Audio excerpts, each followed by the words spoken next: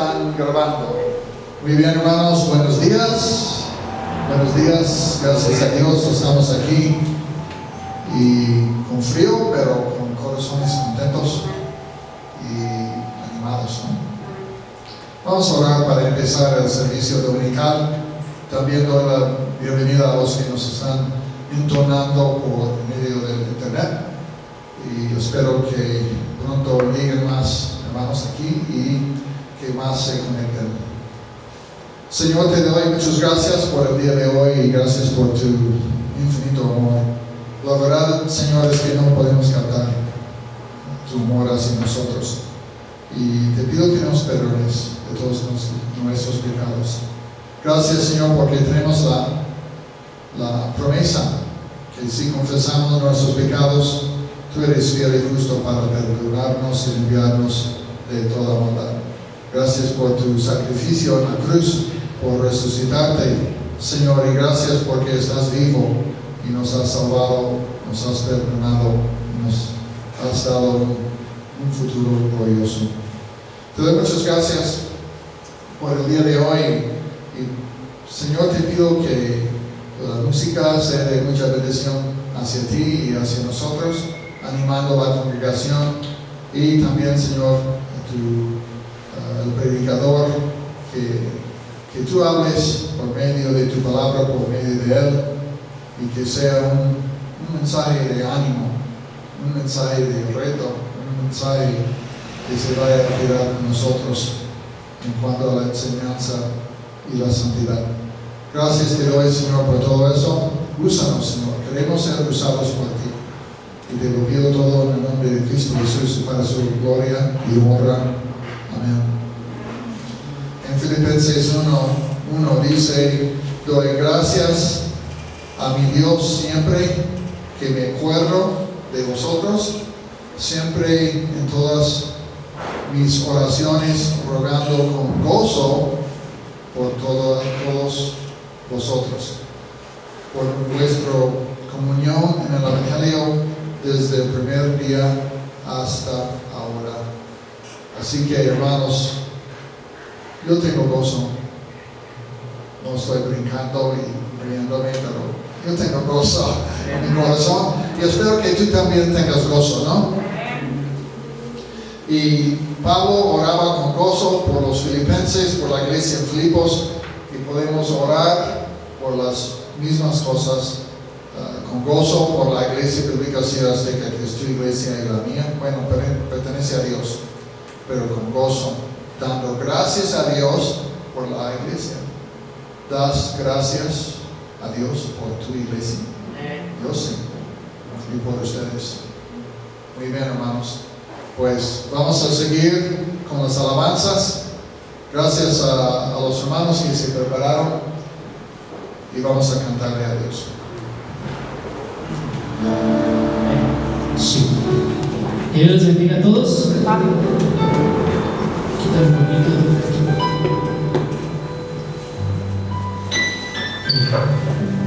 Es una mañana un poquito fría, pero vamos a ponernos románticos con Dios. Amén.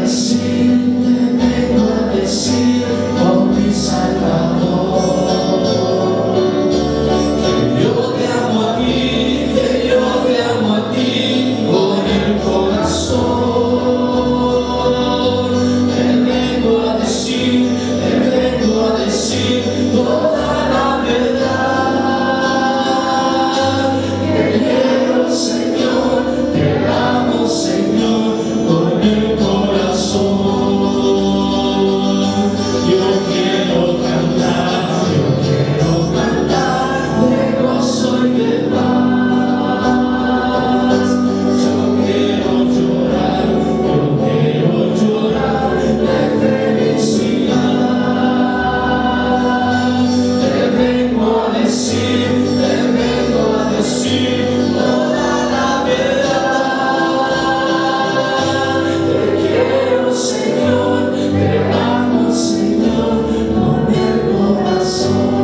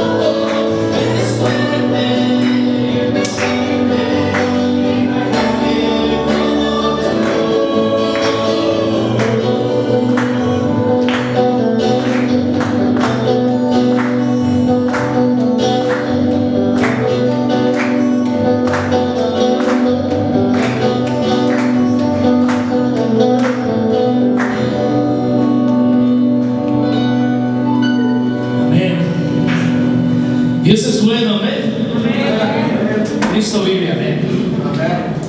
Este canto dice: el Señor es mi pastor. ¿Cuántos saben el Salmo 23? Completitos. Se supone que todo, ¿verdad? Les voy a contar una anécdota así rápido. En la casa de mi abuelito orábamos antes de comer, repetíamos el Salmo 23 y después de todo eso cada quien repetía un texto. Y así es como más o menos hemos aprendido los salmos y eso. Se los recomiendo. Vamos a poner este canto.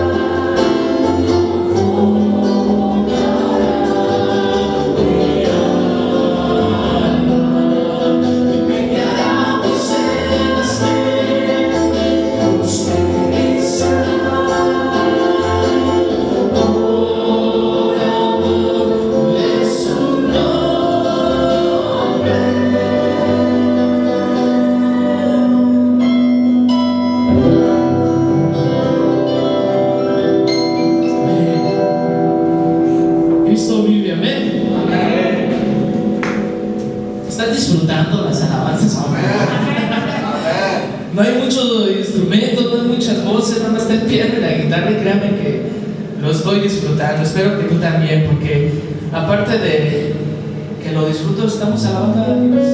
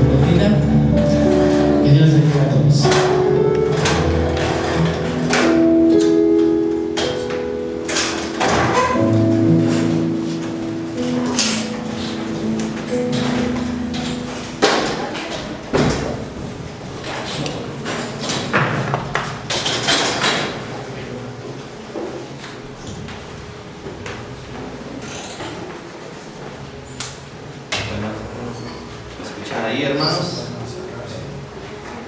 Déjenme acomodar un poquito. Creo que ahí está. Bueno, gracias a Dios, hermanos, por el privilegio de compartir la palabra. Como mencionaban, les damos la bienvenida a todos tanto a los que son de casa como los que nos visitan por primera vez. Que el Señor obre en su vida por medio de todo el servicio de adoración y en especial ahorita que vamos a estudiar su palabra. Y pues también un saludo a todos los que nos siguen en la transmisión, ¿verdad? De parte de todos los que estamos aquí, que el Señor les bendiga. Vamos a llevar en oración el mensaje y luego vamos a iniciar con él. Les invito a que cierren sus ojos, inclinen su rostro para que oremos al Señor. Padre, te damos muchas gracias por la bendición de tu palabra, Señor.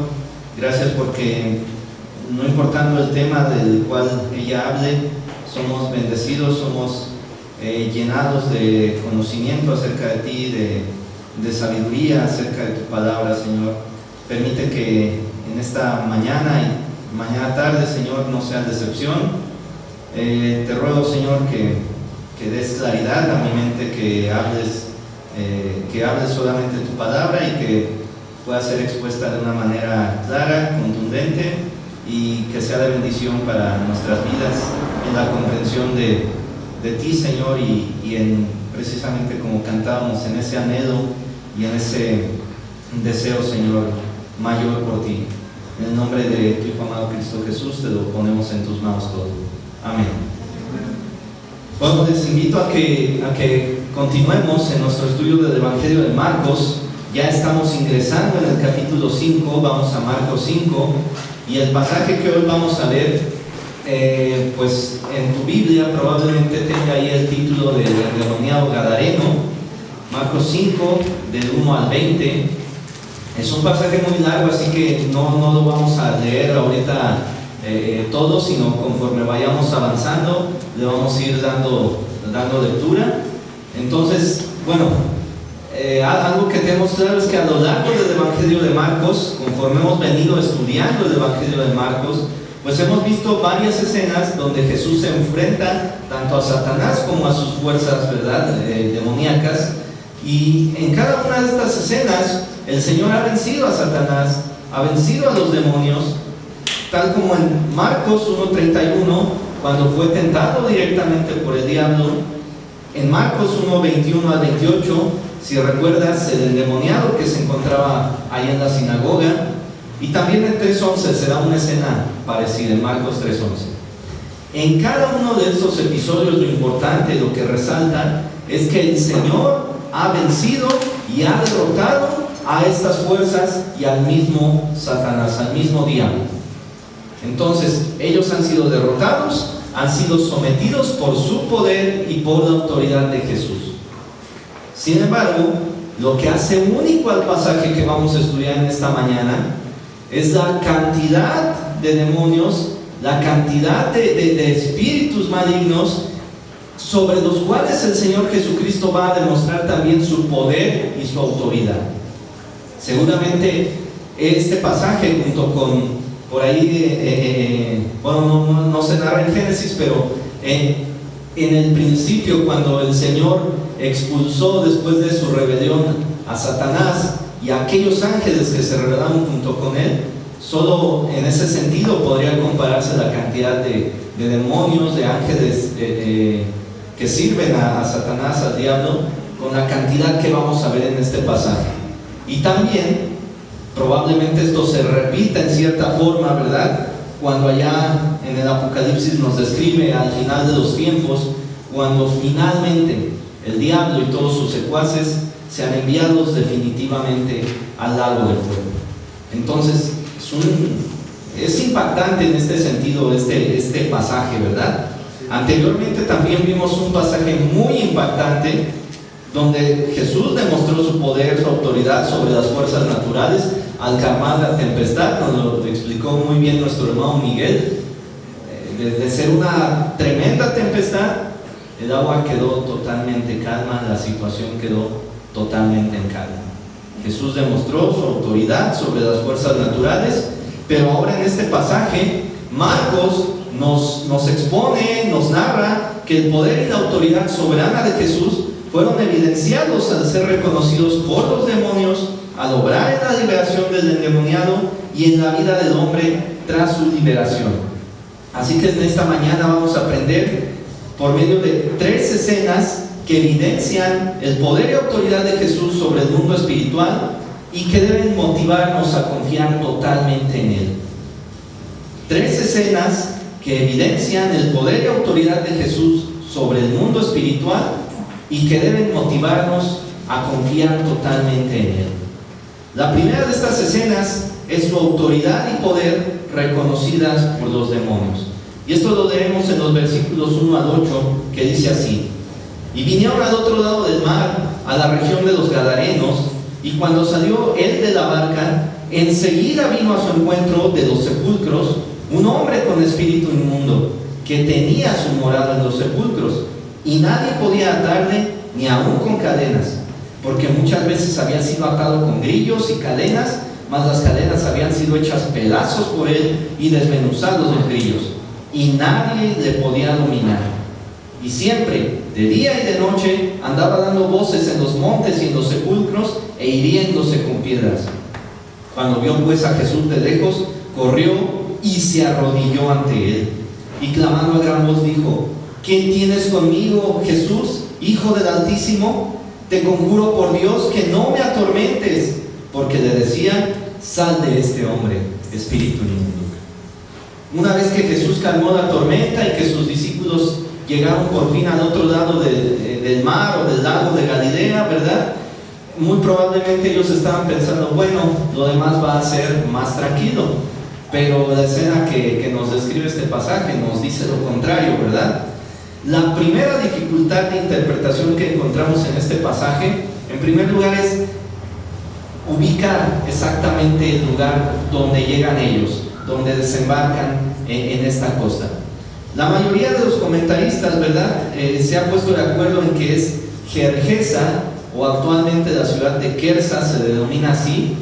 Es una dificultad aparente, porque en los manuscritos en griego Marcos nos dice que es la región de los Gerasenos, Mateo nos dice que es de los Gadarenos, y luego Lucas nos dice que es de los Gergesenos. Pero no hay tal contradicción. Hendrickson, por ejemplo, en su comentario nos sintetiza esta explicación y nos dice: la descripción del lugar coincide con Quersa, que muy bien podría identificarse con la ciudad donde habitaban los Gerasenos, y podemos suponer que la ciudad de Gadara, también en el mapa, era, por así decirlo, la capital de todo el distrito. En dicho lugar existe efectivamente una colina que desciende abruptamente hasta el mar, y también hay muchas cuevas, visibles aún hoy en día, adecuadas para ser utilizadas como sepulcros. Entonces, igual que en muchas otras aparentes controversias, aparentes conflictos entre los evangelios, ¿verdad?, simplemente es cuestión de investigar un poquito más y darnos cuenta que están hablando de lo mismo, pero desde diferentes ópticas. Uno señala un lugar específico, otro señala la región más grande o la ciudad más importante de esa región, de manera que no hay contradicción. Ahora, además de conocer la ubicación, es importante entender que esta era una región donde habitaban mayormente personas gentiles, es decir, personas que no eran judíos y que por lo tanto propiamente no estaban obligados a llevar la ley que sí mandaba sobre el pueblo judío. Ahora, la escena es impresionante. En cuanto Jesús sale de la barca, viene a su encuentro de las tumbas un hombre con un espíritu inmundo, un hombre endemoniado.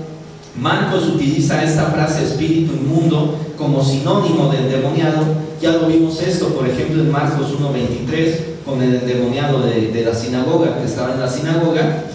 Y también, aunque Mateo dice que eran 2 hombres, Marcos y Lucas se enfocan, se concentran en aquel que sí entabló un diálogo con el Señor Jesucristo, tal vez a manera de representante de los dos, o tal vez porque el otro simplemente ya no estaba allí, ¿no? Pero se enfocan Marcos y Lucas en este personaje únicamente.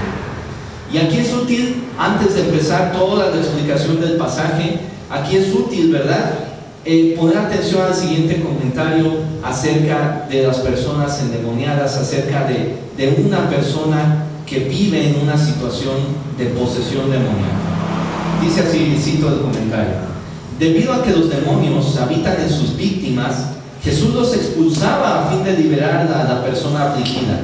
Aunque los demonios por lo general obran en la sociedad a través de promover el error, las mentiras, la falsa religión y la apostasía, la posesión demoníaca es una forma extrema de subyugación individualizada en que uno o más espíritus malignos controlan la mente, el cuerpo y la voz de la persona. Aunque la posesión demoníaca puede ocasionar síntomas físicos, se trata de un fenómeno sobrenatural que va más allá de toda explicación científica, psicológica o médica. Es necesario añadir que cuando la Biblia habla del poder de los ángeles caídos, lo hace para demostrar el poder infinitamente superior de Dios. Esto se aplica en especial al ministerio de Jesús, en que el énfasis está en el poder de Cristo sobre los espíritus de las tinieblas. Y esto es muy importante, atención, dice: quienes pertenecen a Jesucristo están habitados por el Espíritu Santo. No deben tener miedo a la posesión demoníaca, porque son el templo del Espíritu de Dios. Así lo declara el apóstol Juan a sus lectores, 1 Juan 4:4: mayor es el que está en vosotros que el que está en el mundo. Fin de la cita.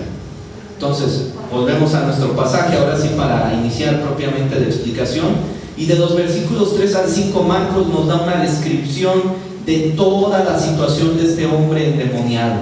Dice así, versículos 3 al 5: que tenía su morada en los sepulcros y nadie podía atarle ni aun con cadenas, porque muchas veces había sido atado con grillos y cadenas, mas las cadenas habían sido hechas pedazos por él y desmenuzados los grillos, y nadie le podía dominar.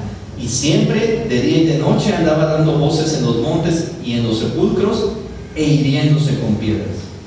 Esta es una escena impactante. Te muestra el poder y la influencia demoníaca que tenían este demonio sobre, o estos demonios, sobre esta persona. Era algo impactante que le había dado, no solo es que se paseara, o en esa ocasión andaba por ahí por los sepulcros. Los sepulcros, como ya leímos en el comentario anterior, no es como ahora, ¿verdad?, que enterraban debajo de la tierra a las personas, sino en cuevas que estaban naturalmente formadas, o a veces que ellos mismos formaban. Pues ahí colocaban los cuerpos y simplemente cerraban. Si recuerdas la imagen en la muerte de Lázaro, ¿verdad?, cerraban con una piedra, e incluso en la sepultura del Señor Jesús, una piedra grande, cerraban la cueva, y ese era el tipo de sepulcros o de tumbas que ellos tenían. Pero aquí lo impresionante es que este endemoniado no solo se paseaba por las tumbas, tenía su morada en las tumbas. Él utilizaba esas cuevas donde ya había cadáveres para vivir ahí, para alojarse ahí. Además, los espíritus que lo tenían poseído le proporcionaban una fuerza sobrenatural, de manera que aunque los habitantes de la región cercana lo habían intentado someter por medio de cadenas y de grilletes, de estos elementos circulares, ¿verdad?, de fierro, no habían podido dominarlo de esa manera. Los rompían, los partían en dos y se liberaban. Y además nos dice el texto, ¿verdad?, que nadie lo podía dominar. No había un hombre capaz de igualarlo en fuerza siquiera para poder someterlo. No había nadie que lo pudiera dominar por esa fuerza sobrenatural. Y además tenía una conducta irracional. Todo el día, es decir, continuamente, día y noche, es lo que nos dice el texto, andaba gritando por ahí, por la región, por las tumbas, por los sepulcros, en los montes, dice, y en los sepulcros. Y algo totalmente irracional, lastimándose a sí mismo con las piedras filosas que seguramente encontraba ahí en las cercanías de las cuevas. Dice el texto, e hiriéndose con piedras. Esto es simplemente algo impresionante. Esto es simplemente algo impactante. él seguía a sí mismo, andaba como un lunático, gritando todo el tiempo, demostraba esta fuerza sobrenatural en la que nadie ni nada podía controlarlo. Es una escena en cierta manera que podría causar terror a cualquiera, encontrarte con una persona así. Pero además, ¿verdad? Lucas nos añade en su descripción que este hombre era impelido, es decir, impulsado por el demonio a los desiertos. Era alguien totalmente antisocial. Se iba a lugares apartados donde no convivía con nadie. Y Mateo nos dice acerca de estos dos hombres endemoniados que eran feroces en gran manera, tanto que nadie podía pasar por aquel camino. Es decir, habían instaurado una especie de terror sobre aquella región.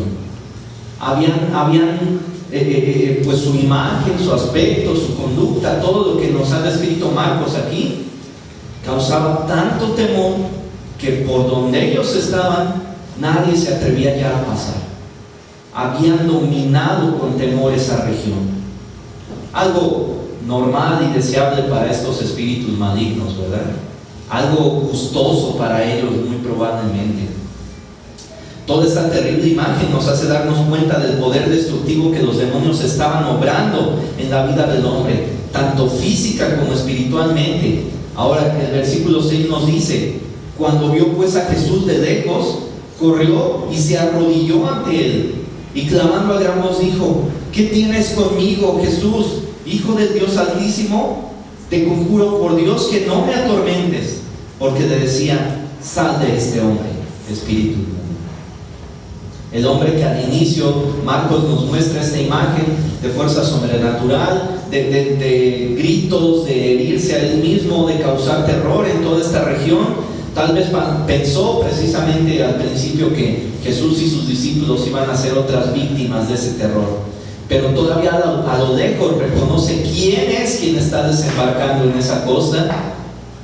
Y entonces hay un cambio dramático aquí en la narración. Todavía a cierta distancia alcanza a reconocer a Jesús, y entonces, cuando llega delante de él, en vez de atacarlos o de gritar o de hacer algo para aterrorizarlos, se arrodilla delante de Jesús.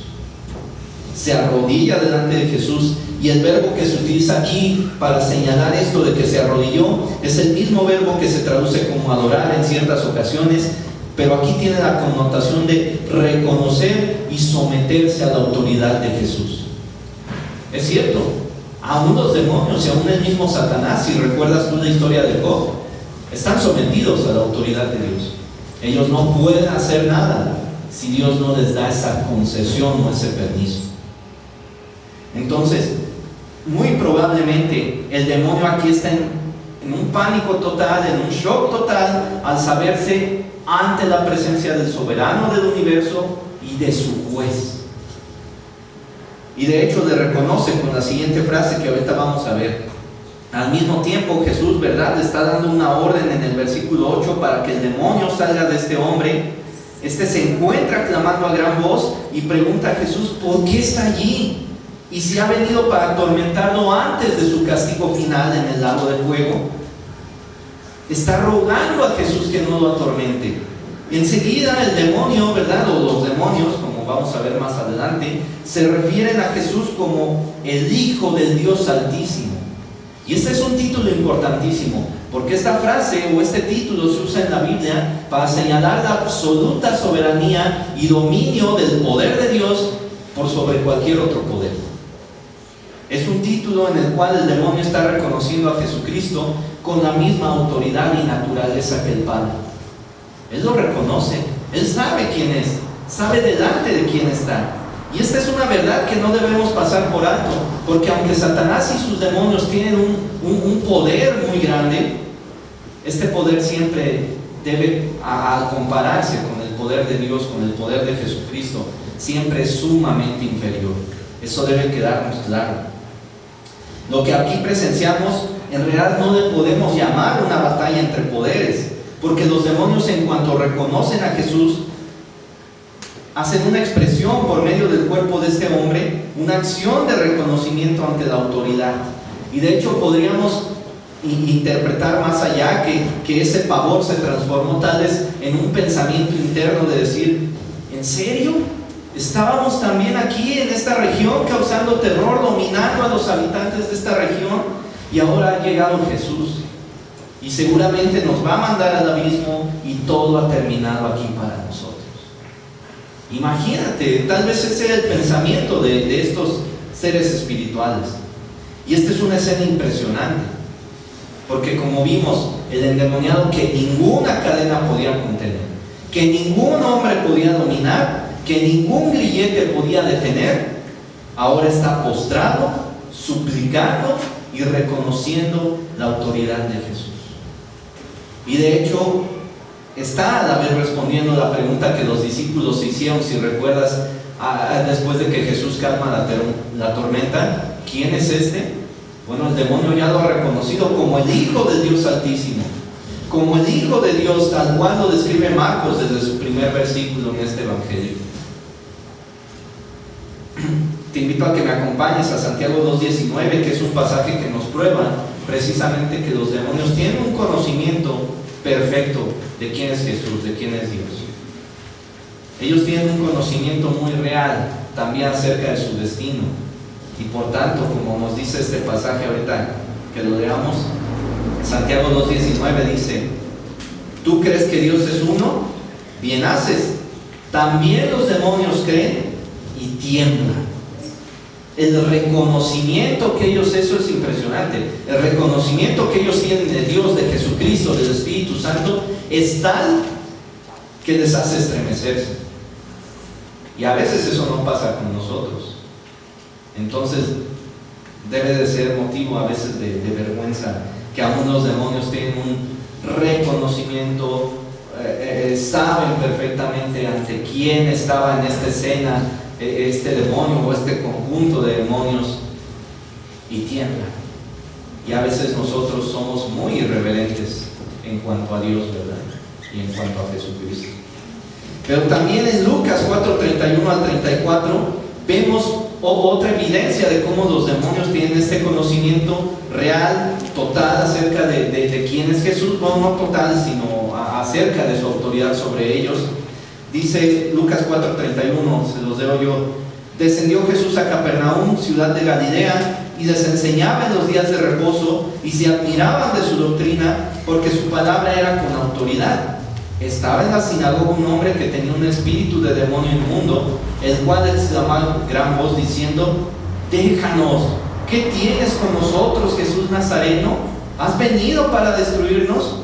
Yo te conozco quién eres, el Santo de Dios. Ahora, ejemplos de este reconocimiento los hemos visto a lo largo del Evangelio de Marcos, como ya mencionamos, Marcos 1:21 al 28, Marcos 7:25, que seguramente lo veremos más adelante, y también en otros evangelios como en Lucas 9:42. Hemos visto que no solo le reconocen como el Hijo de Dios, el Señor del universo, en igualdad de naturaleza con el Padre, sino que reconocen su autoridad sobre ellos mismos, y de hecho en cada uno de estos pasajes, como ya dijimos, ellos son vencidos al ser expulsados de las personas en las cuales habían poseído, a las cuales habían poseído. Ahora, ¿qué tiene que ver esto con nosotros? Hermanos, hoy en día también las personas inconversas necesitan reconocer el poder y autoridad del Señor Jesucristo, y no porque todas estén endemoniadas, sino porque son pecadores que van camino al infierno si no reconocen y se someten a Jesucristo. Hoy en día la forma en que estas personas pueden hacer esto es el hecho de reconocer y someterse a la autoridad de Jesús, es a través de oír el Evangelio. Es a través de oír el Evangelio que está en las Escrituras, que está en la Biblia, y solo a través de ese mensaje ellos podrán rendirse, postrarse tal cual lo hizo este hombre endemoniado, y solo así ellos vendrán convencidos, arrepentidos por su pecado, por la obra del Espíritu Santo en sus vidas, suplicando la salvación del Señor. Y entonces serán traídos por Dios a una libertad espiritual. No importa que una persona no esté hoy en día poseída o endemoniada, aún si vive en pecado, si no ha nacido de nuevo, es esclavo del pecado, es esclavo de las tinieblas.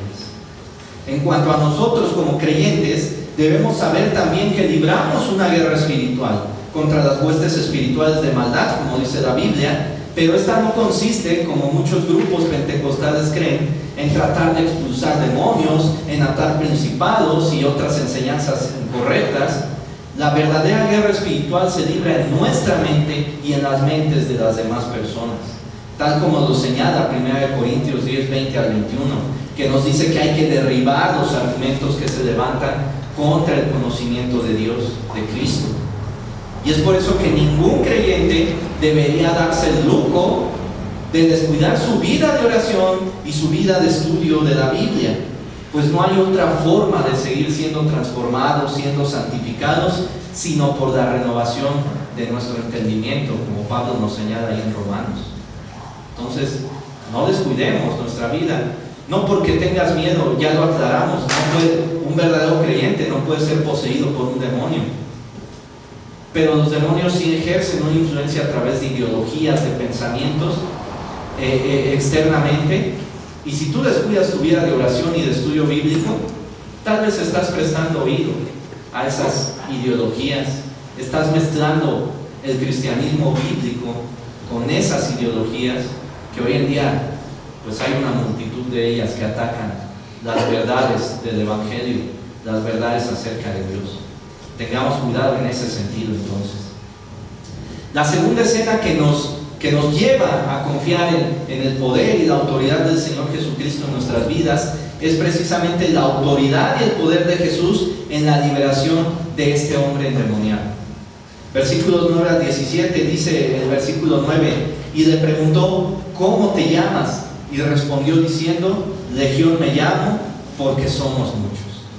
Entonces, esta segunda escena, ¿verdad? Que nos debe invitar al ver lo que va a ocurrir, al ver lo que vamos a presenciar en esta liberación de este endemoniado, que ahora ya vemos desde el versículo 9, no era solo un demonio el que tenía, eran muchos los que habitaban en él. Esto debe llevarnos debe motivarnos a que el poder y la autoridad de Jesús evidenciados aquí sobre el mundo espiritual nos debe llevar, nos debe motivar a confiar total y plenamente en Él.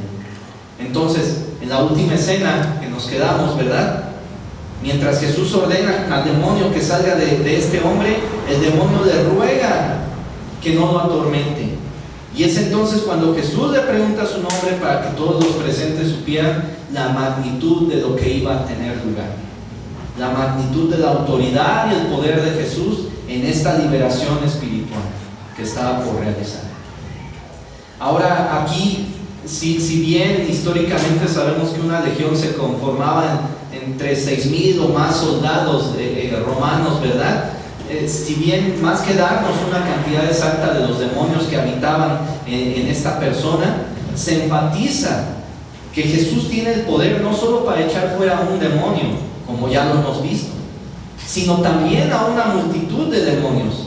El poder y autoridad de Jesús no está limitado, es totalmente superior, totalmente absoluto, no tiene límites ni siquiera contra semejante fuerza espiritual de maldad. El nombre que describía a esta multitud de demonios era Legión, como nos dice el texto, y también entendemos que uno de ellos, uno de estos dos endemoniados que dice Mateo, aquí Marcos solo se centra en uno, este era probablemente el portavoz, el vocero, el que estuvo teniendo un diálogo ahí con Jesús. Ahora versículo 10 dice, y le rogaba mucho que no lo enviase fuera de aquella región. Enseguida, tras identificarse los demonios, a través de este vocero que ellos también tenían, ruegan que no se les envíe fuera de esa región en la que tan buen trabajo habían desempeñado. Lucas 8:31 agrega, por ejemplo, y le rogaban que no los mandase ir al abismo. Esta fuerte influencia, ¿verdad?, que esta legión de demonios tenía sobre esta región, sobre estas ciudades, bueno, tal vez se debía mayormente a que, como mencionamos al principio, eran ciudades habitadas en su mayoría por gentiles, personas no judías, con costumbres paganas, sin ningún temor o reverencia tal vez al único Dios verdadero, y con costumbres tal vez incluso de invocaciones. ¿Por qué no pensarlo? Si hoy mismo en día, en la cultura en que vivimos, también eso se da, ¿verdad? Entonces, después, versículos 11 al 13 nos detallan más de la escena. Dice: estaba allí cerca del monte un gran hato de cerdos paciendo, y le rogaban todos los demonios diciendo: envíanos a los cerdos para que entremos en ellos. Y luego Jesús les dio permiso. Y saliendo aquellos espíritus inmundos entraron en los cerdos, los cuales eran como 2000, y el hato se precipitó en el mar por un despeñadero, y en el mar se ahogaron.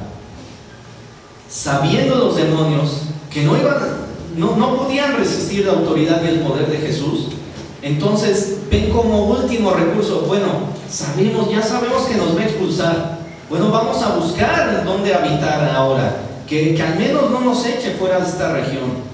Y ven a los cerdos, una manada de cerdos, un hato de cerdos, un grupo de cerdos ahí relativamente cercanos, y entonces piden ser enviados a ellos. Probablemente piensan: bueno, es mejor tener ese lugar por lo menos poco tiempo a que nos mande al abismo y ya no podamos salir de ahí, ¿verdad? Al respecto, un comentarista señala lo siguiente respecto a esta escena. Dice: si ya no podían causar más estragos por medio del hombre, lo harían a través de un hato de cerdos. Eso sería temporal, tal vez pensaron ellos, hasta hallar otras víctimas humanas. Por poderosos que sean Satanás y sus fuerzas demoníacas, no pueden hacer nada fuera de lo que Dios les ordena o les permita hacer. Al conceder permiso a estos demonios para entrar en el hato de cerdos, Jesús estaba permitiéndoles que dieran a conocer la verdadera magnitud de su fuerza destructiva y mortal. Al hacer eso, Jesucristo también resaltó la gloriosa superioridad de su gran poder. Fin de la cita. Esta escena es impresionante, como acabamos de leer, porque nos muestra el despeñamiento de los cerdos, y además en la estructura en griego nos dice que se fueron ahogando prácticamente uno por uno. Se vio en esa escena cómo se fueron ahogando uno por uno. Pero lo más importante, lo que más destaca aquí, es que vemos la obediencia inmediata de los demonios ante el permiso, ante la concesión que hizo Jesús para ir a aquellos cerdos. Ellos no lo hicieron antes, ellos no tomaron una decisión por ellos mismos de salirse y no, pues sí, ya llegó Jesús, vámonos a otro lado, hasta que el Señor Jesús, con su poder y autoridad, les permitió ir a los cerdos. Es que ellos inmediatamente obedecieron esa orden del Señor Jesús. Después, versículos 14 al 17 nos cuentan lo que siguió. Y los que apacentaban los cerdos huyeron y dieron aviso en la ciudad y en los campos, y salieron a ver qué era aquello que había sucedido. Vienen a Jesús y ven al que había sido atormentado del demonio y que había tenido la legión sentado, vestido y en su juicio cabal, y tuvieron miedo. Y les contaron los que lo habían visto cómo le había acontecido al que había tenido al demonio y lo de los cerdos, y comenzaron a rogarle que se fuera de sus contornos. Los que cuidaban a los cerdos, al ver cómo se despeñaron, cómo se ahogaron en el mar, corrieron a dar la noticia a la ciudad y a los que se encontraban por ahí en el campo. Y entonces todas estas personas vienen delante de Jesús y sorprendentemente encuentran a este hombre, al exendemoniado, al que había estado poseído por la legión. Lo encuentran en una situación diametralmente opuesta a como ellos lo conocían. Ahora está tranquilo, porque el texto nos dice que estaba sentado. Probablemente Jesús lo estaba instruyendo y ya lo había instruido en lo que estos hombres fueron a dar la noticia. También estaba vestido.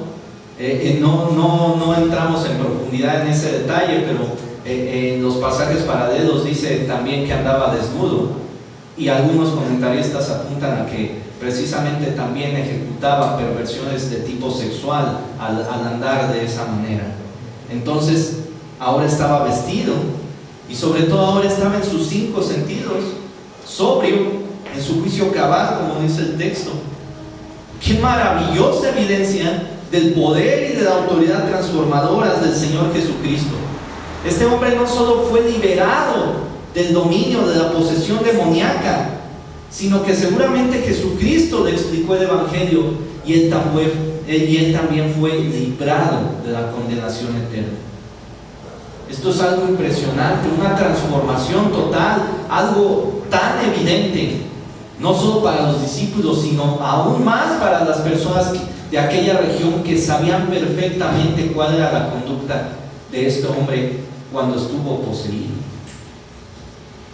Sin embargo, es algo triste también la reacción de estas personas. Ante semejante evento, ante semejante transformación, ante tan impactante situación, lo que nosotros esperaríamos es, bueno, estas personas llegan y se postran también delante de Jesús y lo adoran y le agradecen por haber liberado a este hombre de la opresión satánica. Pero no, eso no es lo que nos narra el pasaje. Por el contrario, dice que se llenaron de miedo. Y se llenaron de miedo porque estaban en la presencia de Dios mismo, Dios encarnado. Y se llenaron de miedo ante el soberano absoluto que demostró su autoridad y poder sobre el mundo espiritual y que ahora estaba entre ellos. Y en vez de adorarle, le rogaron que se fuera, le rechazaron. Triste la reacción de estas personas. Y ahorita en la aplicación vamos a ver un poco de eso. Mientras vamos, te invito a que me acompañes a Colosenses 1:12. Colosenses 1:12 es un pasaje que nos comprueba que de hecho todos los creyentes hemos sido liberados, si bien no de demonios, sí del yugo que nos sujetaba al reino de las tinieblas. Colosenses 1:12 al 14 nos dice: con gozo, dando gracias al Padre que nos hizo aptos para participar de la herencia de los santos en luz, el cual nos ha librado de la potestad o autoridad de las tinieblas y trasladado al reino de su amado Hijo, en quien tenemos redención por su sangre, el perdón de pecados. Y también Romanos 6:17 y 18 nos dice: pero gracias a Dios, que aunque erais esclavos del pecado, habéis obedecido de corazón a aquella forma de doctrina a la cual fuisteis entregados, y libertados del pecado, vinisteis a ser siervos de la justicia. Gloria a Dios por ello. Y de hecho, la máxima ilustración que podemos encontrar en las Escrituras del poder y autoridad de Jesús para librar del poder del pecado y Satanás, la encontramos en la cruz. Colosenses 2:13 al 15 nos dice: y a vosotros, estando muertos en pecado y en la incircuncisión de vuestra carne, os dio vida juntamente con él, perdonándoos todos los pecados, anulando el acta de los decretos que había contra nosotros, que nos era contraria, quitándola del medio y clavándola en la cruz. Y aquí lo impactante dice: y despojando a los principados y a las potestades, los exhibió públicamente, triunfando sobre ellos en la cruz. Lo que para muchas personas y para la religión tradicional es una escena dolorosa, incluso los crucifijos todavía muestran ahí una imagen de supuestamente Jesús, ¿no?, ensangrentado y dolido. Y ciertamente físicamente debió ser así, pero para nosotros es una escena de victoria, la victoria suprema sobre las huestes de Satanás y sobre Satanás mismo. Entonces, en esta última escena, ¿verdad?, de la sección, ciertamente por eso es que es tan triste la reacción de las personas, pero también nos muestra la realidad que ocurre hoy en día. Así como reaccionaron esas personas pidiéndole a Jesús que se fuera de su región en vez de adorarle y de servirle, así hoy en día siguen las personas. Las personas siguen amando más las tinieblas que la luz. Ellas pueden celebrar alegremente a Satanás y la muerte en el Halloween y en el Día de Muertos, pero aborrecen el verdadero significado de la Navidad y solo se centran en la parte comercial, la cena, los regalos y todo lo demás. Al igual que las personas en Gadara, que se sentían más cómodas con la presencia de una multitud de demonios que con la presencia de Dios mismo en Jesucristo, las personas de hoy se sienten más cómodas con cualquier otro tipo de pensamiento que no sea el que confronta su vida de pecado.